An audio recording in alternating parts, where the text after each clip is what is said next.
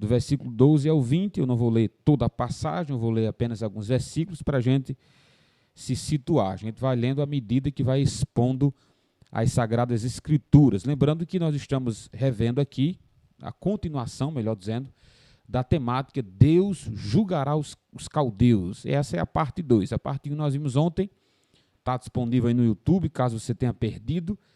Pode ir no YouTube, o canal do pastor, você vai encontrar a mensagem. Hoje é a parte 2, Deus julgará os caldeus. O versículo 12, a partir do 12 ao 14, diz assim, o livro de Abacuque. Ai daquele que edifica uma cidade com sangue e a fundamenta na iniquidade. Será que não é a vontade do Senhor dos Exércitos que os povos trabalhem para o fogo e que as nações se fatiguem em vão? Porque a terra se encherá do conhecimento da glória do Senhor, como as águas cobrem o mar. Pai de bondade, Deus de infinitas misericórdias, nós queremos te agradecer pelo privilégio, mais uma vez, trazer sua palavra a todos os irmãos, irmãs e amigos que acompanham o nosso culto. Que vidas sejam tocadas, vidas sejam transformadas com o poder do Evangelho, com o poder da sua palavra. Aonde nós não chegarmos, ó Deus, o Senhor chegue, Espírito Santo, aplicando a mensagem aos corações de cada ouvinte. Que vida, Jesus, rendam-se aos seus pés. Assim como Abacuque, Jesus, diante de tanto desespero, encontrou a resposta orando, nós também venhamos encontrar a resposta orando, buscando a tua face. Glórias sejam dadas a Jesus. Nós vimos na reflexão passada 2 pecados que a nação, que os caldeus cometiam contra os povos que eles subjugavam, né? Lembrando que o contexto aqui do capítulo 2 é a segunda resposta de Deus ao profeta Abacuque. A primeira era como um Deus santo, justo e bom não estava fazendo nada para acabar com a injustiça, com a justiça social, com a violência, com os pecados que Israel estava cometendo. E Deus diz, calma, Abacuque, eu vou mandar disciplina, eu vou mandar os caldeus para disciplinar o meu povo. Aí Abacuque se desesperou. Como é, Senhor? Você vai mandar uma nação pior do que nós, pior do que a nação de Israel, para disciplinar o seu povo, essa nação ímpia, essa nação truculenta, onde o Deus dessa nação é a própria força, é a arrogância. Aí Deus responde a segunda vez, calma, Abacuque, a primeira vez é de vocês, a primeira vez eu vou disciplinar o meu povo, mas não se preocupe que a vez de Abacuque, a vez dos caldeus também chegará. Assim como Deus disciplinou o povo dele, lembrando que o povo de Deus é disciplinado. Os caldeus não são disciplinados, os caldeus são condenados. É o juízo de Deus sobre a nação ímpia. Deus não lança juízo sobre o seu povo. Sobre o seu povo ele lança disciplina, até porque somos o povo dele. E nós vimos o primeiro pecado é a questão da ganância, do orgulho. Nós vemos o acúmulo de bens mal adquiridos e Deus combate isso. Depois nós vimos também a soberba que essa nação tinha.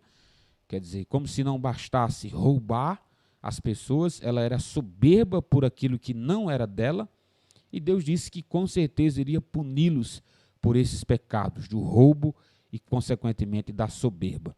E hoje nós vamos estudar os outros 3 pecados. O próximo aqui é a violência, foi o que nós acabamos de ler. Deus iria julgar os caldeus no tempo certo, no tempo determinado por ele, por causa do pecado da violência. Olha só o que o texto diz.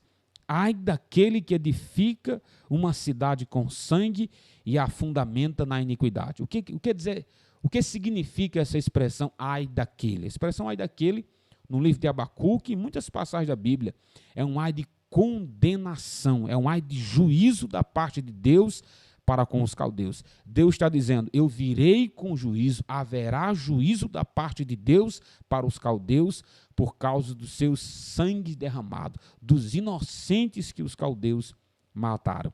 Por mais que Deus estivesse levantando os caldeus, Deus nunca deu carta branca para os caldeus fazer o que bem quisessem. Pelo contrário, Deus queria que ele disciplinasse o seu povo, mas tem limites. E os caldeus passaram desses limites e Deus iria puni-los por causa do pecado da violência.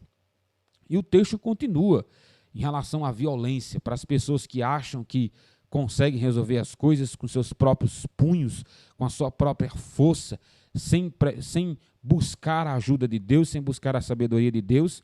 Está aí o versículo 13 de Abacuque, capítulo 2. Ai daquele, versículo 13, será que não é a vontade do Senhor dos Exércitos que os povos trabalhem para o fogo e que as nações se fatiguem em vão?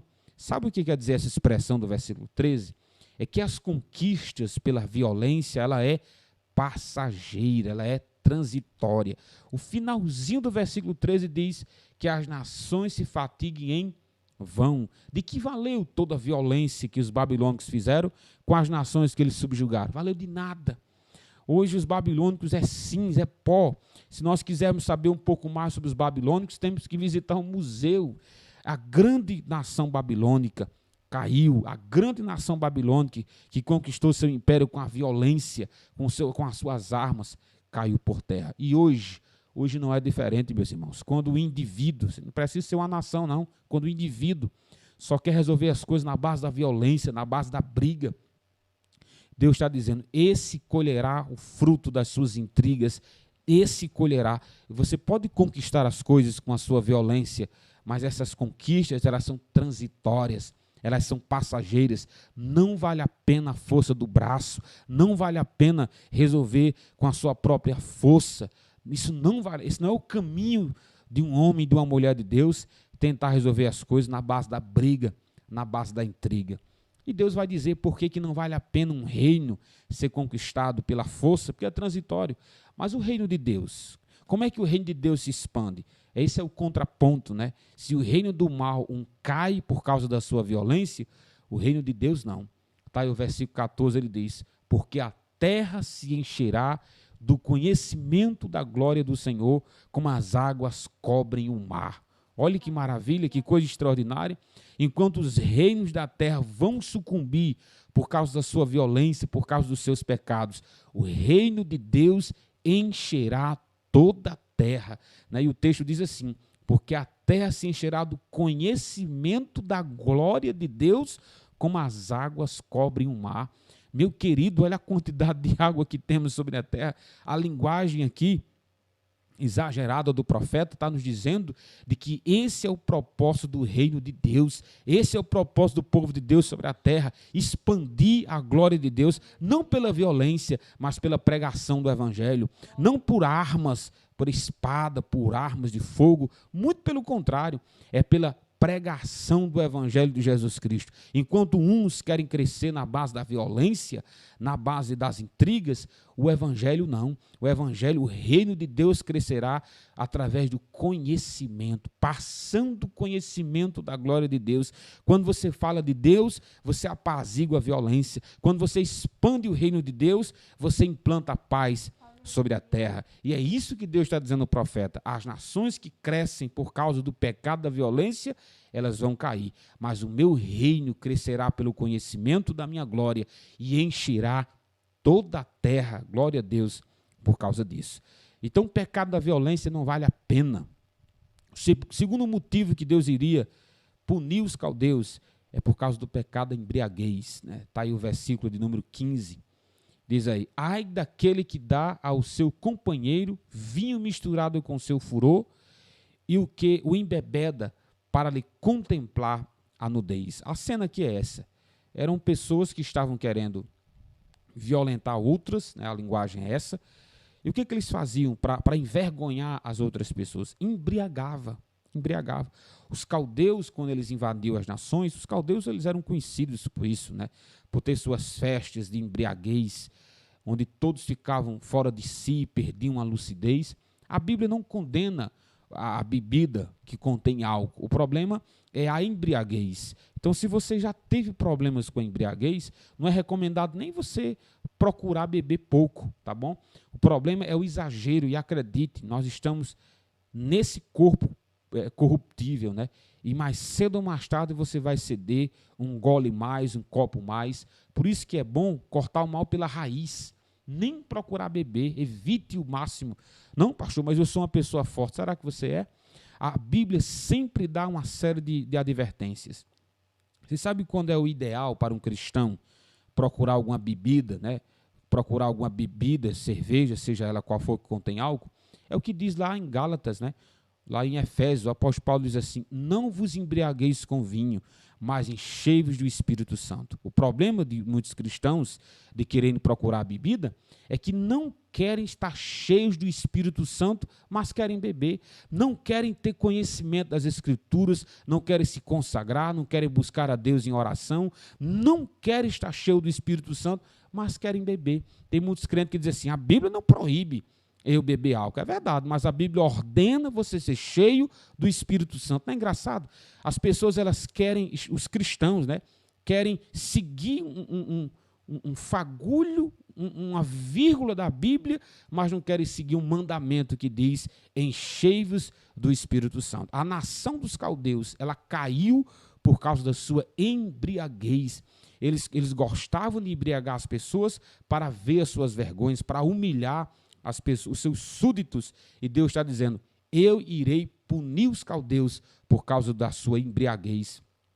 E o texto não para por aí, lembrando que haverá juízo da parte de Deus, e é uma vergonha para si mesmo uma pessoa que se embriaga, meus irmãos. Está aí o versículo 16: você ficará coberto de vergonha em vez de honra, beba você também e mostre a sua incircuncisão.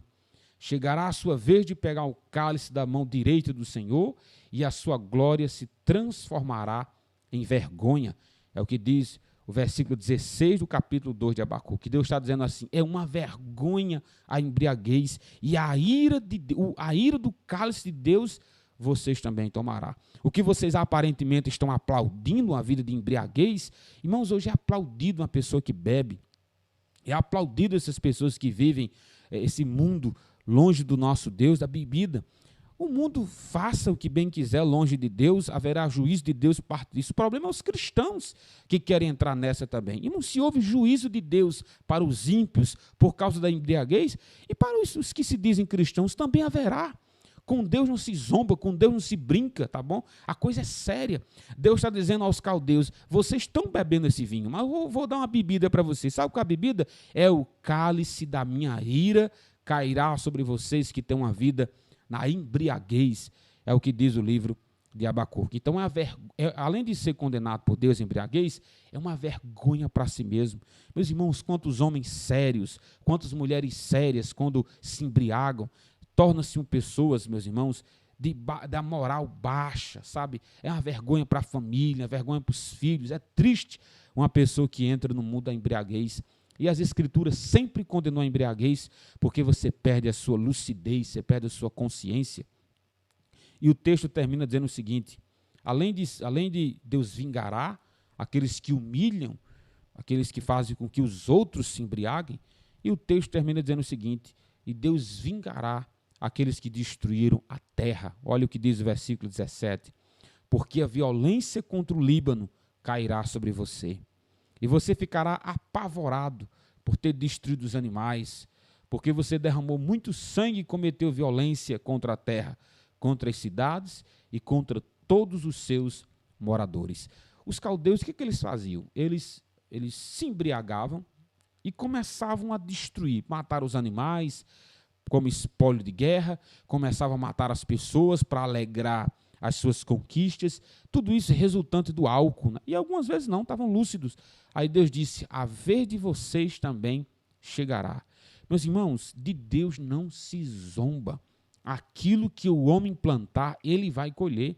Se os caldeus tinham uma vida de embriaguez, e pelo fruto dessa embriaguez, eles matavam os animais de uma forma irresponsável, subjugavam as pessoas de uma forma irresponsável, Deus disse: eu vingarei o que vocês fizeram com o Líbano, o que vocês fizeram com os animais. Quer dizer, até nos tempos bíblicos, Deus disse: cuidado com o assassinato de animais, cuidado com a forma como vocês estão tratando a terra, porque Deus haverá de pesar a mão sobre essas ações irresponsáveis. Isso desde o Antigo Testamento.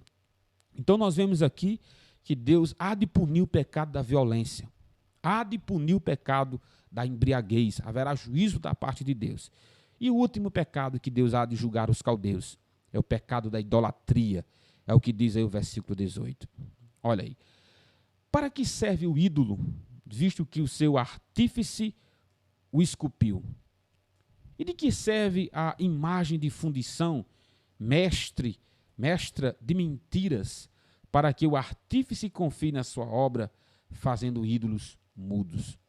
Meus irmãos, a idolatria é um pecado atuante no nosso Brasil, infelizmente. Lembrando que por idolatria não é só ídolos feitos de madeira, de gesso. Há mães que idolatram seus filhos, há esposas e esposos que idolatram os seus esposos e vice-versa. O que é um ídolo? Um ídolo é tudo aquilo que você não viveria se você perdesse.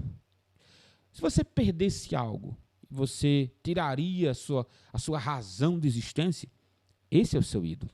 Eu não estou dizendo com isso que uma mãe não pode chorar pelo seu filho, está em luto pelo seu filho. A própria Maria, a mãe de Jesus Cristo, chorou com a perca do seu filho. A questão não é essa. Não é a perca da morte, não é isso que eu estou falando. É no sentido da idolatria, é de você substituir um Deus vivo, um Deus criador, pela criatura. Os caldeus, eles tinham seus deuses criados de madeira, criado de prata, criado de ouro, e a idolatria é condenada nas Escrituras. Até hoje, há cidades que têm os seus padroeiros, cidades, estados, até o Brasil tem uma padroeira, substituindo o Deus criador por uma criatura. Há louvores dedicados a ídolos, a homens e a mulheres. Eu não duvido que foram homens e mulheres de Deus, mas esses homens adoraram a Deus. O que nós devemos fazer? Adorar a Deus também. A idolatria é condenada nas Escrituras e nós devemos fazer o mesmo, condenar essa prática à luz das Escrituras. Por que nós devemos condenar? Primeiro, porque há um juízo de Deus para os idólatras. Deus há de punir aqueles que substituíram o Deus criador pela criatura. Já pensou? A reverenciar um pedaço de gesso, reverenciar uma madeira, reverenciar ouro ou prata. Isso é abominação aos olhos de Deus. A quem devemos adorar? O nosso Criador. A quem devemos reverenciar? O nosso Criador. É Ele que nós devemos prestar culto. É a Ele que nós devemos adorar. Por isso que a idolatria é tão condenada nas Escrituras. Substituir um Deus verdadeiro pelo Deus falso. Substituir o Deus vivo por um Deus morto, né? Deus morto aí com D minúsculo. E o texto continua dizendo o seguinte, olha, além de os ídolos não poder fazer nada, absolutamente nada, nós devemos lembrar de quem está por trás desses ídolos, são os demônios, né? Lá em 1 Coríntios, capítulo 8, capítulo 10, o apóstolo Paulo vai dizer isso, que por trás dos ídolos estão os demônios, onde eles respondem às orações dos seus fiéis, para eles continuarem enganados por essas hostes espirituais da maldade. Então há ídolos que com certeza vão responder os pedidos de muitos, mas quem está por trás desses ídolos são os próprios demônios, como diz o apóstolo Paulo, né? Lá em 1 Coríntios, capítulo 8. E por último, meus irmãos, nós nunca devemos esquecer por que nós abominamos a idolatria, por que nós rejeitamos os ídolos mortos, feitos de prata, de gesso, de ouro. Por mais que tenha sido um homem ou uma mulher de Deus, nunca devemos idolatrar, nunca devemos orar em nome deles. Está aí no versículo 20. Esse é o motivo por que nós abominamos a idolatria. O versículo 20 de Abacuque, capítulo 2, diz, o Senhor, porém, deixa eu ver aqui, o Senhor, porém, está no seu santo templo, cale-se diante dele toda a terra. Só existe um Senhor que está assentado no trono. Só existe um Senhor que merece ser adorado, reverenciado. Há um Senhor, Criador de tudo e sustentador de todas as coisas. O versículo 19 diz que todas essas coisas que os ídolos fazem e praticam não têm vida. Quer dizer, primeiro, há um juízo de Deus para os idólatras. Segundo, os ídolos nada podem fazer porque nada são. O Salmo 115 diz, tem boca, mas não fala, tem ouvido, mas não ouve, tem garganta, mas som algum não sai de sua boca. Torne-se iguais a eles, aqueles que neles confiam e aqueles que fazem. Só há um a ser adorado, chama-se Jesus Cristo. Ele sim é o nosso Senhor e Salvador. E eu concluo esse juízo da parte de Deus para os caldeus sobre o pecado da violência, da embriaguez e da idolatria, com 3 aplicações práticas, concluindo a minha reflexão. Primeiro, meus irmãos, o justo, ele viverá pela fé. Por mais que aparentemente esteja demorando o juízo de Deus para com os idólatras, para com os violentos, para com aqueles que zombam da nossa fé, calma. Nós não vivemos pelas circunstâncias, nós vivemos pela fé em nosso Deus. O justo vive na dependência do seu Deus, o justo vive confiando no poder do nosso Deus, nas Sagradas Escrituras, e nós temos uma fé depositada num Deus vivo. Realmente o nosso Deus esteve morto, mas está vivo para nunca mais voltar para o túmulo, para nunca mais conhecer a morte. Muito pelo contrário, por ele ter ressuscitado, ele abriu caminho para aqueles que confiam nele ser ressuscitado também. Segunda lição prática sobre isso, meus irmãos, a glória de Deus não terá fim. O Abacuque, ele entendeu que por mais que a glória da Babilônia estivesse crescente, por mais que o poder do mal aparentemente estivesse vencendo, Deus revelou para Abacuque: calma, Abacuque, toda a terra se encherá do conhecimento da glória de Deus. Há uma glória que não se acaba, um reino que nunca terá fim, é o reino de Deus. Por mais que o mal aparentemente esteja triunfante, ele será destruído e será aniquilado da face da terra, todo o mal. E por último, a terceira e última aplicação prática, está aí no versículo 20, Deus, ele é o soberano de toda a terra. Nada fugiu do controle do nosso Deus. O versículo 20 diz assim: o Senhor, porém, está no seu santo templo, cale-se diante dele toda a terra. A expressão calar-se é respeite, reverencie, sabe por quê? Porque ele é o soberano, ele é o criador e sustentador de todas as coisas. Nada, absolutamente nada fugiu do controle do nosso Deus. Você acredita nisso?